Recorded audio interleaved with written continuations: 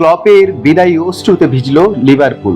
৯ বছর ক্যালেন্ডারের পাতা মেলালে খুব বেশি সময় মনে হবে না। পৃথিবীর কাছে এই ছোট্ট সময় মনে রাখার মতো কোনো স্মৃতি হয়তো তৈরি হয়নি, কিন্তু একটি দল লিভারপুলের কোনো ভক্তের কাছে আপনি জিজ্ঞেস করুন গত ৯ বছরের চা পাওয়া কি ছিল, সে বলবে গত ৯ বছরে আমাদের একজন ক্লব ছিল। আসলেই তো তাদের একজন ক্লব ছিল, যিনি গত ৯ বছরে লিভারপুলকে জিতিয়েছেন ৯টি শিরোপা, ঘুচিয়েছেন ৩০ বছরের আক্ষেপ, এনে দিয়েছেন উয়েফা চ্যাম্পিয়ন্স লিগ জয়ের স্বাদু, ফিফা ক্লাব বিশ্বকাপ, উয়েফা সুপার কাপ সহ সব শিরোপা উঁচিয়ে ধরেছেন ইয়র্গেন ক্লপ। শেষবারের মতো সোমবার রাতে যখন টানেল দিয়ে ইয়র্গেন ক্লপ মাঠে প্রবেশ করলেন, তখন অ্যানফিল্ডের কানায় কানায় পূর্ণ গ্যালারির সবাই দাঁড়িয়ে সম্মান জানালো। জার্মান কোচও বুকে হাত দিয়ে পরিচিত ভঙ্গিতে বিনীতভাবে গ্রহণ করেন সে সম্মান। সে সময় সবার অলক্ষ্যে যেন ভিজে উঠল ক্লপের চোখ।